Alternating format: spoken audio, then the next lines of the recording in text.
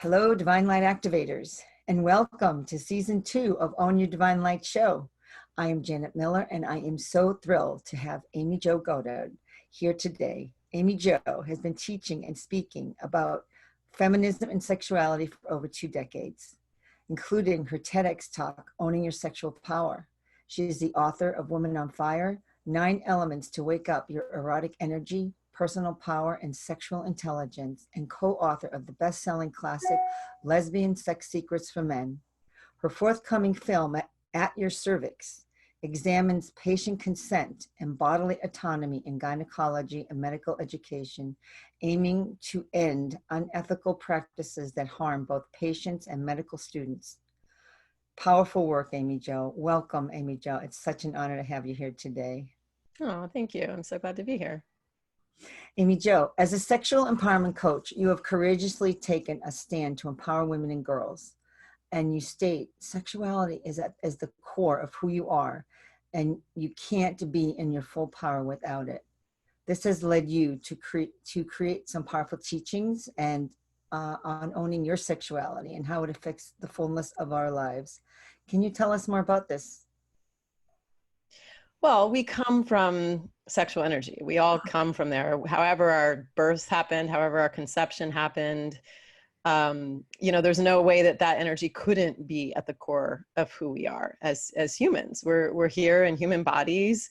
We've been given, this just amazing gift of the human body and all of its senses and the ability to experience pleasure.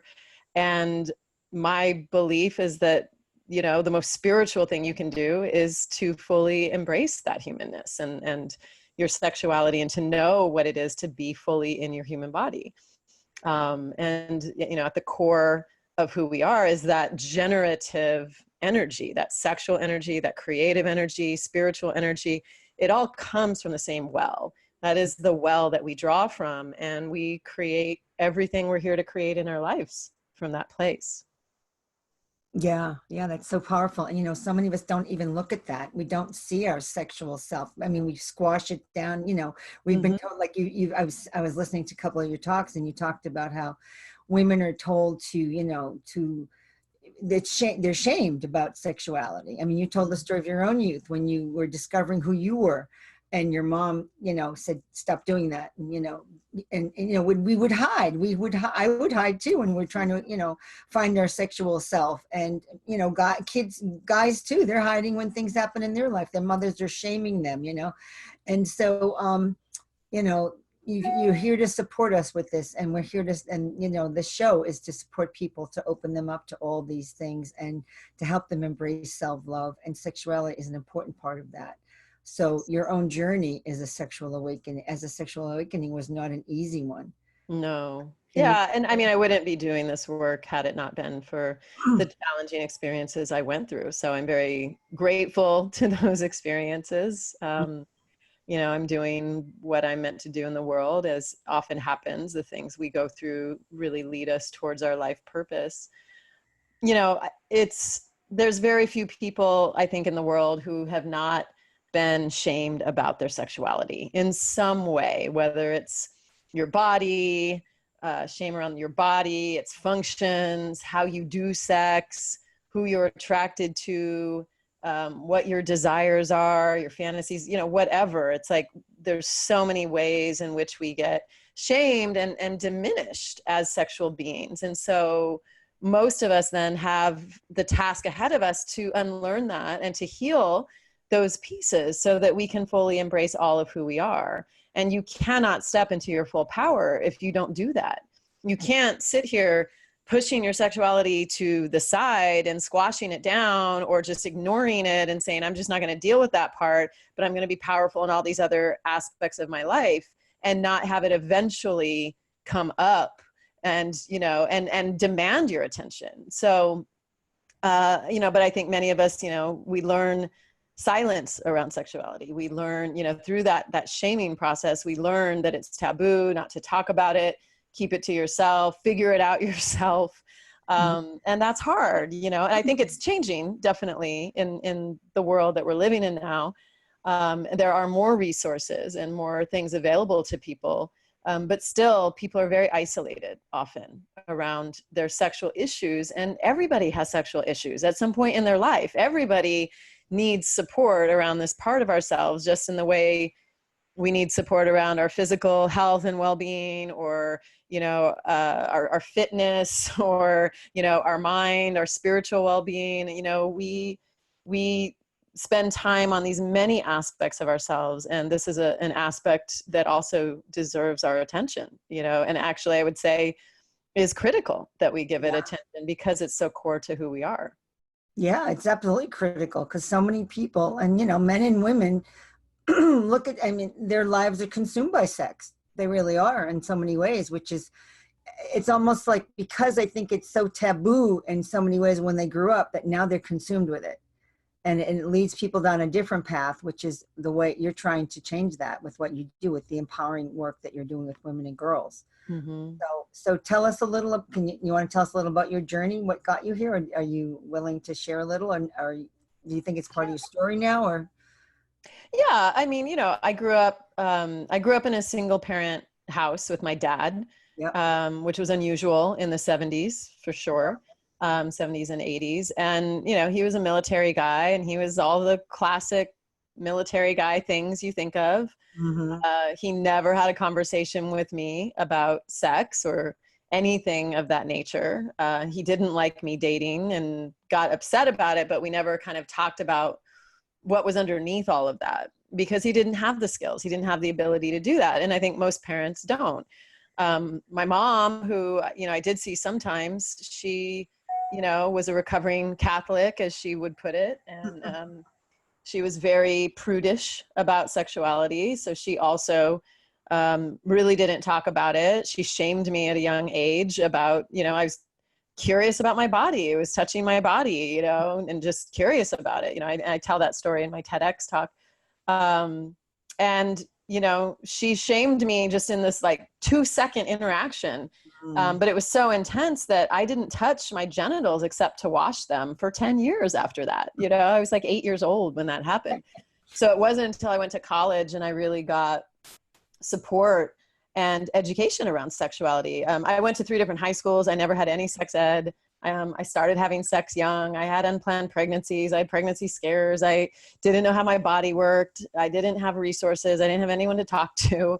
I went through all of that. And I didn't understand how my body worked, because my mother, that instance with my mother, it really had disenfranchised me from my own body in such a big way. And so it really wasn't until I got older and got that education that I was able to really heal and then come into my own sexual empowerment, and to, and it completely just opened up everything in my life. It completely changed everything.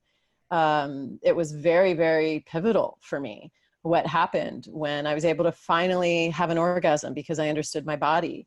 When I was able to just really embrace myself and start asking for what I wanted, and communicating more openly about it, and just to have knowledge about it. It was so, and I just felt like, why did I have to wait this long? This is ridiculous. This would have helped me a lot 5 years ago, And so, as a young feminist activist, I was doing a lot of work around feminism. I just felt like I really want to do work in the world that uplifts and empowers women and girls. And this was the doorway that I wanted to do that through. So yeah, it comes from a very personal place. And, I went on to get a master's degree in human sexuality education. I really wanted those letters after my name. I wanted to study it. I wanted to immerse myself in it. And I wanted to be taken seriously about it, because I felt that it was that important. Yeah, absolutely.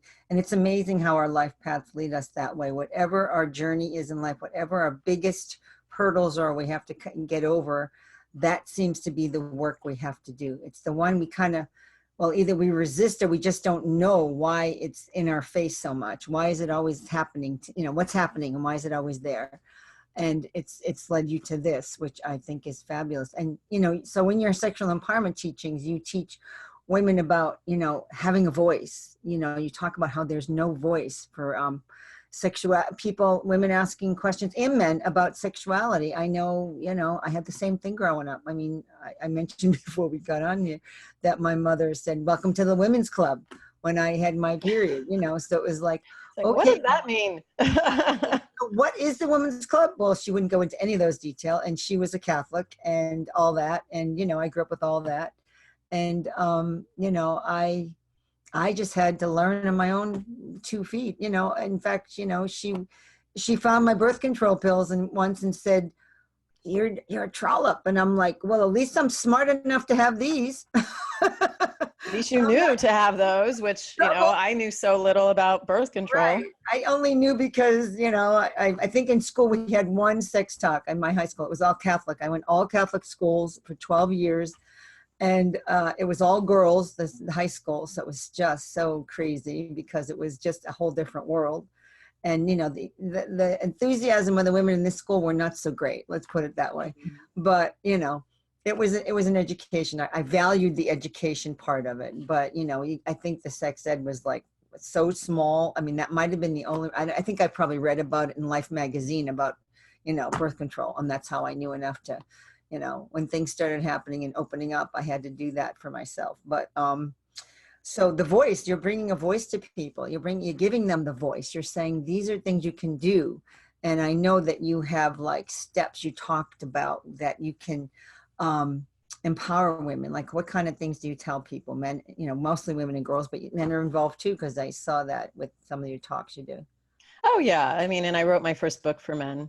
I felt like that's right. I felt like there was a lot men could learn from a lesbian queer perspective about sex with women and women's bodies, and that book sells itself. I know. Well, that is so true. It's been out for like 17, 18 years now. But yeah, my newer book, Woman on Fire, is really my model of sexual empowerment. And that model came organically out of the work that I do. It wasn't an intellectual exercise of like, oh, I'm going to come up with, the X amount of steps or whatever. It wasn't that.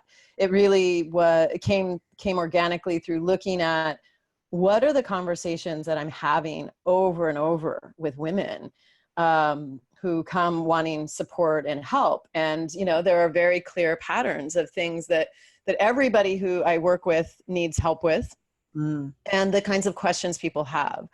So my approach to sexual empowerment is a very holistic one.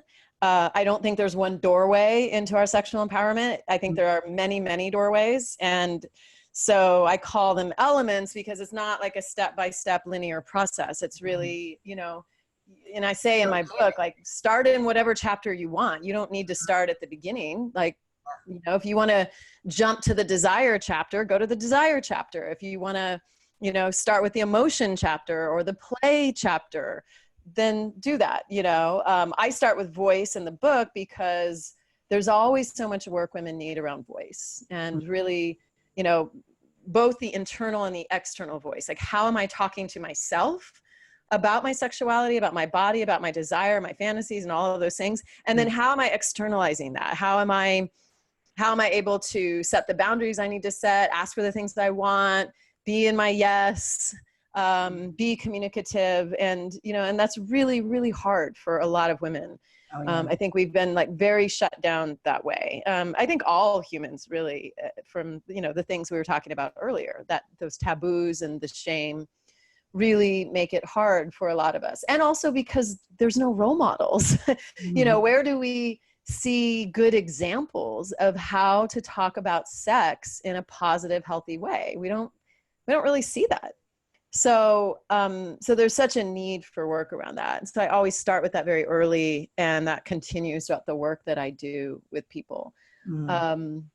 But it's a miraculous, beautiful process. There's certain elements I know that just about everybody needs. And then, everybody has their own story and their own places of tenderness and vulnerability. And, all of those stories are really important. And so I think a lot of what I do at my retreats and in my in-person work, as well as some of my virtual classes, is I really create a space where people can be witnessed in that. There's so much need for witnessing Mm. And there's so much need for permission, which is one of the 9 elements as well. There's a lot of need for, you know, having permission to be who we really are, to be attracted to what we're attracted to like the things we like, and to not like the things we don't like. You know, I think in a very sexualized world, a lot of times people can feel like, oh, I'm just supposed to be into everything, and there's something wrong with me if I'm not, or something. So I think that impacts people too. And so I think it's being able to really acknowledge the things that really work for us, and what doesn't work for us, and be okay with that. So, you know, I think a lot of my job really is that permission giving, is creating those spaces for people to learn how to give permission to themselves. Yeah, yeah, that was powerful reading that part, because I remember how you were saying, and that a maybe can be construed, you know, as a yes in so many ways, because, and you said, well, I really think a maybe should be just considered a no, but you know, it depends who you're with, and that person, because they want what they want at the time, they're going to construe it as a yes. And so you're teaching women, you've got to, don't even say the maybe, just make it be clear, you know, don't even use that word really, because you're setting yourself up for, you know, who knows, it could, you know, in college, you know, things are happening all the time to the kids, and, you know, unexpected, and then, you know, people are blamed because they mistook what the girl said, and the girls, you know, putting charges out, and you don't know what really happened, because he could have construed it wrong and she didn't know what to say. And this is a tough thing to learn, and this is what you're helping women learn, this type of thing, and even for young women especially, because Yeah, well, I think also, I think for all of us, really. I mean, I think maybe the problem with maybe is that it's a place where we get into a lot of regretted experiences, because it maybe isn't a yes, right? It's actually a no. Yeah. Until and if it becomes a real yes. And that's what I teach people. You know, it's really important to not artificially move a maybe into yes zone, but a lot of people will do that. And I think women in particular, because women are taught to be caretakers, we're taught to be pleasing, and that we want to, you know, that we're responsible for the pleasure of others. And so a lot of times that's where we get into sticky situations. And I think also for the receiver, if you ask someone for something and they're like, well, I might be able to do that. You know, it's your prerogative also to say, you know what, this doesn't feel like a yes for you. So, you know, thank you for considering it. Yeah. Thank you for taking care of yourself. Yes. You know? I love that line. I love that line. When you said that, I was like, oh, thank you for taking care of yourself. That is so powerful, because that's and that comes from Cuddle Party, just to be I clear know of its about origin. that. That's It's a new. tool of Cuddle Party, which I think is a really wonderful tool.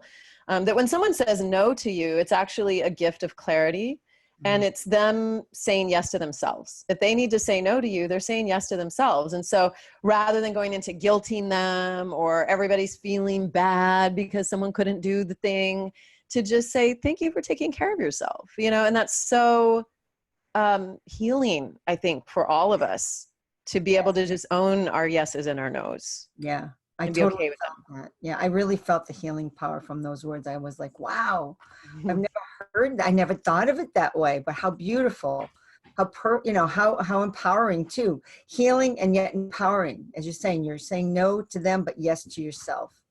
Just a beautiful statement. So, yeah, that teaching really stuck with me when I read that. So, you know, what do you think of the consciousness going on right now in the world of, you know, sexuality and all that? What do you think about what's going on right now?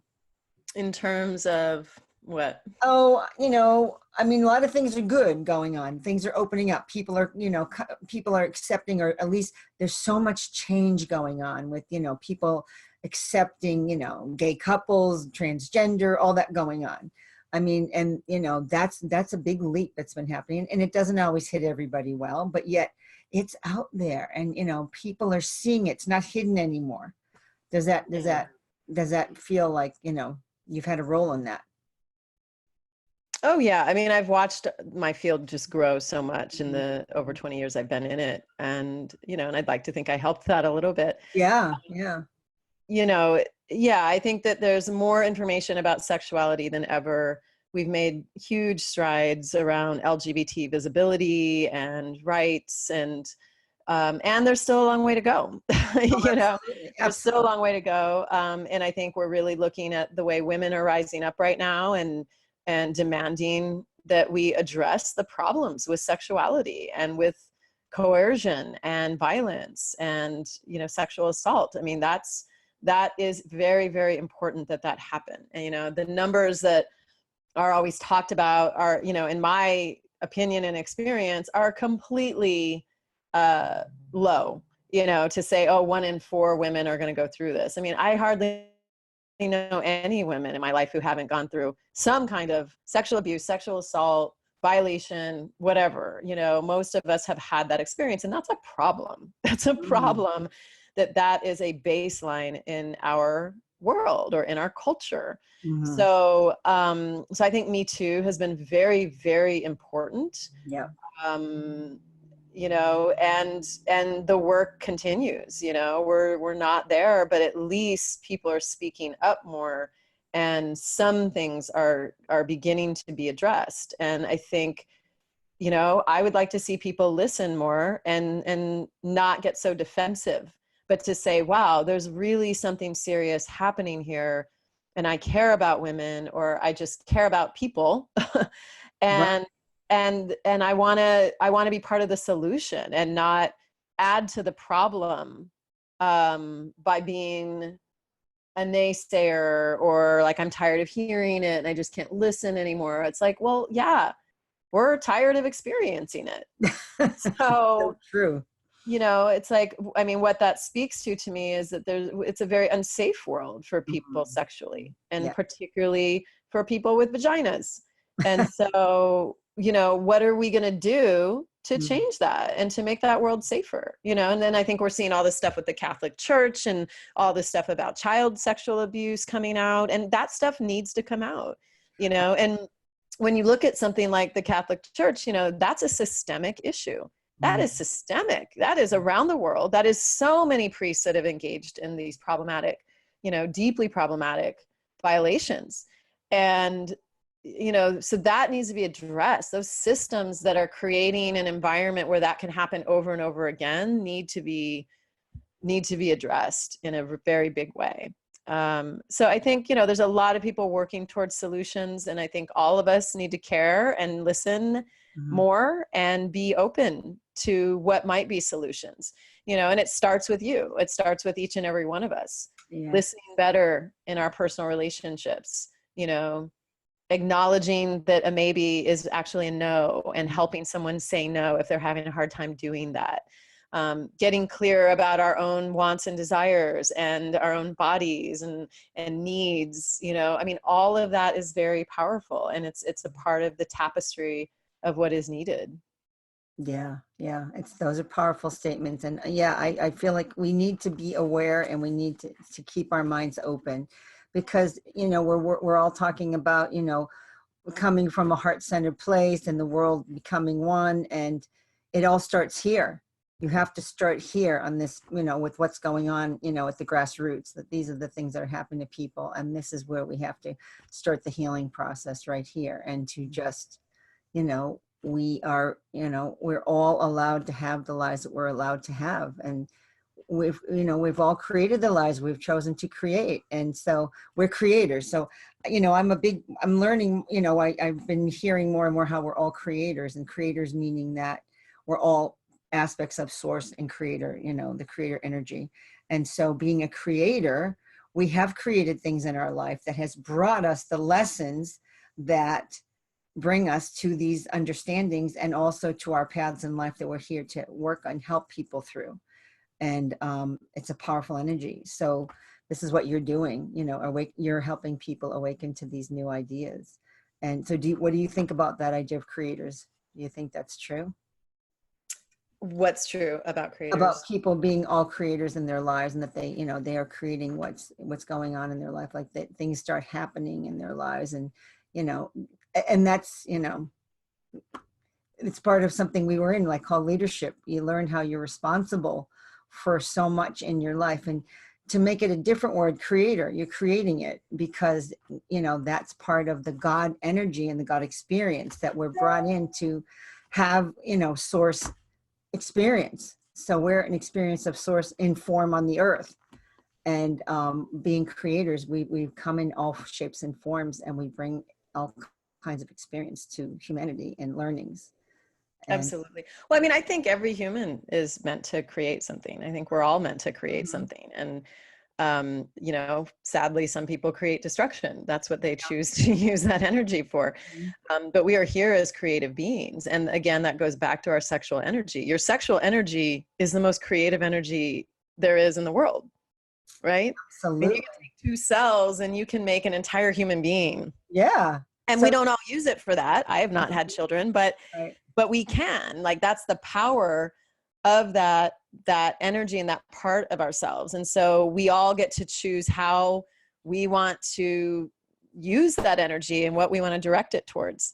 And so I think when people get really aligned sexually and heal themselves sexually, their creative juice also tends to really flow. Their art projects, their business projects, all of, you know, creating community, whatever they're creating in their life, family, is flowing, because that is what that energy is about. Yeah, absolutely. Absolutely. I agree with that. So, so what's the one thing you feel like you've offered that's really made the biggest difference for people in what you're doing? Is there anything particular you feel like you've? That's a lovely question. I mean, I'm most proud of my women's sexual empowerment program. I've been teaching it for 10 years. It's a series of retreat weekends, the way that I'm teaching it now. And, you know, there's nothing like the in-person work for me, because it's such a combination of the things that I really love. It's experiential teaching and learning. It is, you know, it's erotic play and fun and dress up. It is sacred theater, and it is ritual, and it is healing work. And so being able to work with people in person, to have them, you know, drop in and shift things in themselves and heal things in themselves, and then connect to themselves and really step into their power in a different way. It truly is one of the most miraculous things I can imagine. It's such a beautiful thing to experience with people. And so, yeah, I mean, I love that work. And then my book, Woman on Fire, is based on that work. And there are many stories in the book from clients that have done the work over the years, and just beautiful stories. You know, the way they write about their journeys is beautiful. It's probably my favorite part of the book. I love reading their stories. So, so yeah, I mean, I feel like I've made a real contribution around us understanding what sexual empowerment is. You know, my definition and my way of my framework for it isn't the only way, and there can be other ways of framing it. And I think that framework is very helpful for people, because it gives people so many doorways into their own healing and their own empowerment. Yeah, absolutely. Absolutely. So you're producing a documentary called At Your Cervix. I am. I'd love, and this also correlates with how you're bringing empowerment to women. And tell us how your attention came to this subject. Well, I was what is called a gynecological teaching associate in New York for 10 years. So it was like a side teaching gig that I did in medical schools in New York. And so I would go into all the major medical schools with this group of gynecological teaching associates, and we would work in clinical settings with usually second-year medical students. Sometimes we would work with residents, but usually second-year med students. And we would work with them in small groups in a clinic where there were a couple of teachers and 3 or 4 students. And we would demonstrate what a proper, holistic, communicative, respectful, and comfortable breast and pelvic exam looks like. So we would team teach, and we would demonstrate that using our own bodies to teach. And then the students had the opportunity to practice on one of the teachers, and we would guide them through it and help them learn how to do a pelvic exam and a breast exam for the first time. So that work is quite extraordinary, and it's quite unusual. And it is incredibly powerful. The students got so much out of it. And so we felt we wanted to make a film about that work. But what happened is that as we started researching, we realized a lot of students were learning on anesthetized patients who have come in for a surgery. They've been put under anesthesia, and then students on the surgery team or just who are on rotation would be brought into the room and asked to do pelvic exams on these patients without prior consent. And this is a fairly common practice. I've interviewed hundreds of people as I've been working on this film for the last 15 years now. Wow. We are getting ready to finish it this year. I'm very excited about that. But we've really seen the prevalence, and it's not just in one place. It's not just in one facility or type of facility. It really is, again, a systemic issue where medicine has somehow justified that they can just have access to vaginas because patients are under anesthesia. Yeah. And sometimes patients are not even under anesthesia for anything that has to do with their pelvis and their reproductive and sexual organs. They're under anesthesia for something unrelated. Wow. So it's a hugely egregious assault on our bodies. And the problems are many. One is that people don't know it's happened to them because they were under anesthesia. Two is that it has this long history and it just gets carried down, and hasn't been questioned enough. It's starting to be questioned more and more. And we want the film to really be an advocacy tool to help to change this, because it's a deep violation of patient rights. Oh yeah, absolutely. I mean, I was totally unaware of this until I learned about what you're doing. And, you know, I've since then I've talked to a few people and they've said, oh yeah, my mom remembers getting her pelvic exam and she felt violated by the way they did it. And it was so uncomfortable. And I think even if you're under anesthesia, women realize they've kind of been violated. It's like, how do you not know that? I mean, we're intuitive souls, we're essences, we're beings of light. And we know these things are happening to us. So it's a powerful movement you're making, and to help this come to light. And aren't you getting like some kind of backing to help people, like, to really bring it forth, like any kind of political backing or anything like that? Anything that come through for you? Well, we're raising our finishing funds right now. I mean, if anyone listening wants to support it, we would love that. You can, the website is at yourcervixmovie.com. It has very much been a labor of love. It has been completely community funded, except for one small grant we got years ago. And that is why it's taken so long, is just not having funds to finish. But we're getting close, and we do need finishing funds to complete it. And, you know, we're working on raising those right now. We're committed to this film really being an advocacy tool. There are laws barring this practice in only 7 states currently. Wow, I know. That's, yeah, so there's a lot of work to be done. This needs to be illegal across the board. And more importantly, there needs to be broader GTA programs and more education and dialogue within medicine about informed consent and what that really looks like. Oh, absolutely. Absolutely. Yeah. I mean, when a woman goes into the hospital, I mean, she's got to feel like she's safe. And when you come out and you feel like something is not right, you know, it's like, well, you know, it's just, you know, hospitals are just changing, and this is a good way to put them back on the right path. It's a very good. Well, it's a very, you know, I can't think of anything that's more vulnerable than entrusting your doctor to put you under anesthesia and to be in their care. Absolutely. I mean, there's nothing really that's more vulnerable in the world. You can die if they do it wrong. Oh yeah. And you're entrusting your body and your well-being to them. So it's such a deep violation, and it's such an abuse of people's vulnerability, you know, and many people don't see it that way. They've just seen it as, oh, it's just part of her care and the students are involved. And it's like, yeah, but she didn't give permission to have 3 pelvic exams, you know, or to have these students who are not there to give her care. They're there only for their own learning. You have to get consent for that. Yeah. That should be a no-brainer. But sadly, it has not been that. So you're bringing it to the forefront, and it's a wonderful, courageous thing you're doing, and powerful. And I'm here to back you up. And anyone listening, please, donate to at yourcervix.com, you said?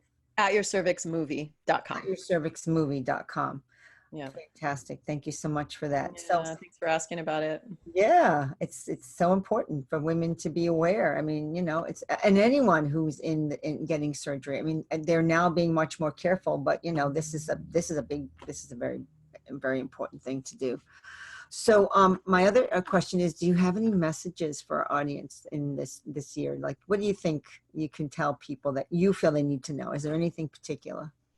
Especially so many things. We'll pick the one. Yeah, I mean, I think, if you're resonating with what we're talking about, or if there's something in you that has been dissatisfied, unfulfilled, unhappy, angry, frustrated, sad about your sexuality and your body, take a step, any step,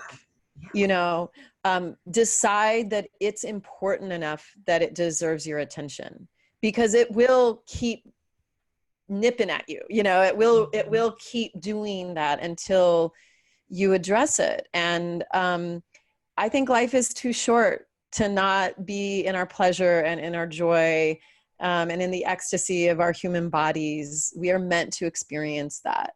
And I think when we cut off that power, we're cutting off a certain aspect of our humanity. We're not living fully in our humanity. So I really invite you to decide you're going to make it a priority, and you're going to do something different, or read a book, or, go to an event, or, start having conversations with your friends, or start talking with your partner differently about it. So much opens up in that space. When you create that space for it, so much can open up and happen. So I just really, really invite that for you, and I want that for you. And yeah, it's too important to keep ignoring. And it really demands attention, and there are many people who never do give it that attention, and then there's something in them that is very unfulfilled, or there's a feeling of vibrancy and aliveness that they feel like they miss out on, but they don't know how to get it. And so you don't have to know all the answers and all the hows, but it's just really taking a step and just deciding you're going to have it be different. You don't have to live out your mom's story, or your dad's story, or your family's story, or whatever it is. I think we take on the trauma of our families, and we take on the belief systems, and, and the shame that might not even be our own. It's like you just feel your mother's shame, or, or something like that. So I think a lot of times there are those things that we're carrying that aren't even ours, and so you get to be the one that heals that thread in your family, in your lineage. And it's really powerful when you do that, and I can say, like, the ancestors always show up in the work. They always do. They are like rooting for us to heal this too. It's like your grandmothers and great grandmothers and grandfathers and great grandfathers and great great greats, they didn't have that opportunity. And so, it doesn't just heal you, it heals your whole lineage back. And that's super important. Oh, absolutely. I totally believe in that. I've done work like that in other ways. It's called family constellation work. And that's kind of like what you're doing, only you're doing with the sexual healing work, which is super powerful, because I think that is probably one of the top issues that are just always under the radar. And now it's out, and you're bringing it out more and more, and it's so powerful.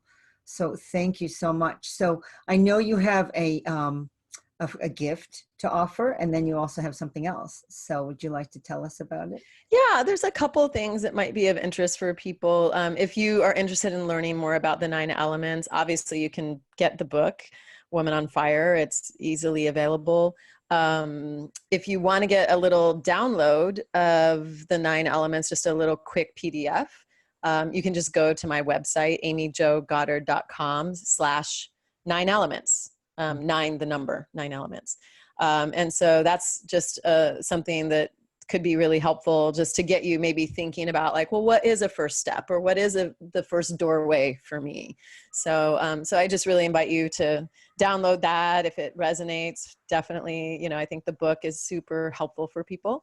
And I do a lot of work on confidence, actually. And so I have a confidence course that right now I am offering for $97. I've had it for years. I teach confidence, and I teach it from the place of we all have a different flavor of confidence. We're not all the same confidence type. I think we learn to think of confidence as like you have it or you don't. And it's the thing that more people tell me they want more than anything to feel empowered, that they need more confidence or more sexual confidence.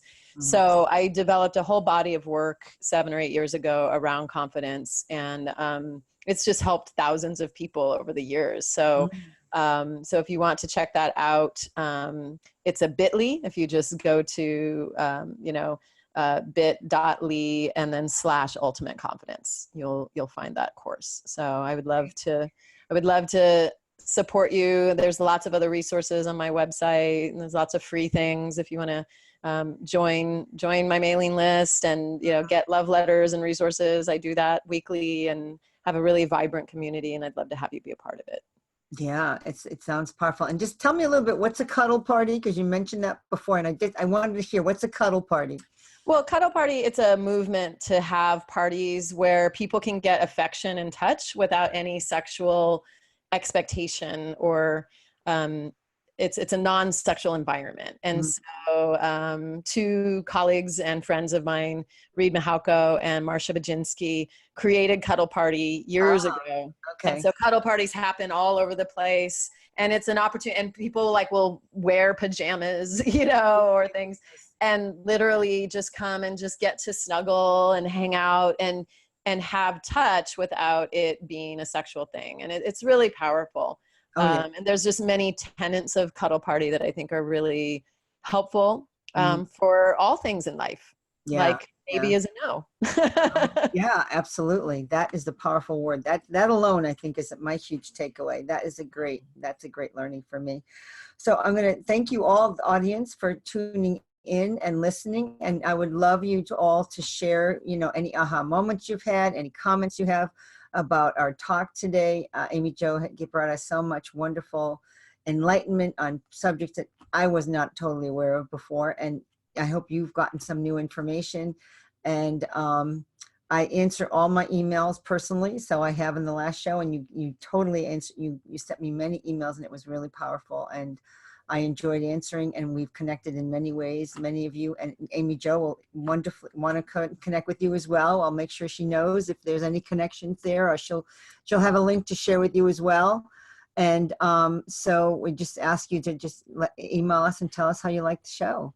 And Amy Jo, thank you so much for you being a courageous trailblazer that you are. You are an amazing trailblazer, and you brought the divine light of awakening for people to live in the fullness of their true sexuality, which I think is so powerful. And you are ready to, and everyone, it helps people to be ready to unlock their passions, as you said, and to ignite their authenticity and finally create the lives they love. So thank you, Amy, so much for being here. Amy Jo, thank you so much for being here. And I'm Janet Miller, and I will see you on the next episode. Thanks, everyone.